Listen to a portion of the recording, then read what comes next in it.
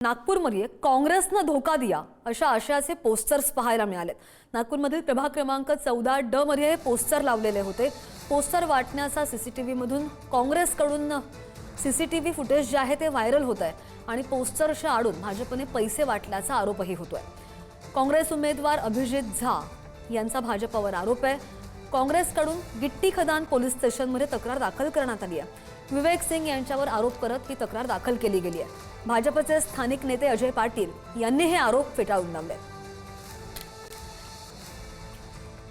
आणि या संदर्भात आणखी जाणून घेणार आमचे प्रतिनिधी जितेंद्र आपल्या सोबत आहेत। जितेंद्रचे सीसीटीव्ही काँग्रेसकडून व्हायरल केला गेलेला आहे आणि नंतरचे फेटाळलेले आरोप पोलिसांकडून या संदर्भात काही अधिकृत माहिती आली आहे का?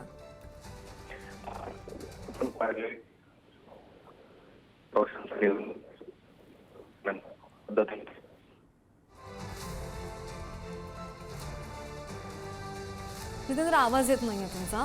नागपूरमधून बातमी पाहतोय। नागपूरमध्ये काँग्रेसनं धोका दिया अशा आशयाचे पोस्टर्स लावल्याचं दिसलं आणि नागपूरमधल्या प्रभाग 14 मध्ये पोस्टर्स लावलेले होते।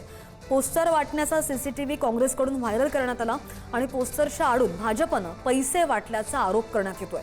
काँग्रेस उमेदवार अभिजित झा यांनी भाजपवर आरोप केलेले आहेत। काँग्रेसकडून गिट्टी खदान पोलीस स्टेशनमध्ये या संदर्भात तक्रारही दाखल आहे आणि विवेक सिंग यांच्यावर आरोप करत ही तक्रार दाखल करण्यात आली आहे। भाजपचे स्थानिक नेते अजय पाटील यांनी मात्र हे आरोप फेटाळून लावले।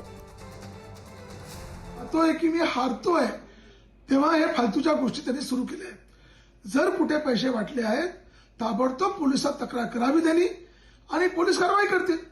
असं कुठे आमच्याकडून झालेलं नाही, कारण की प्रगती पाटील जी आमची बीजेपीची आमची कॅन्डिडेट आहे, माझी पत्नी आहे, ती चौथ्यांदा निवडणूक लढून राहिली आहे आणि जेवढे विकास कामं मान्य नितीन गडकरींच्या शहरात देवेंद्रच्या शहरात झाले आहे त्यामुळे या सगळ्या गोष्टींची आवश्यकता कुठेही नाही आहे।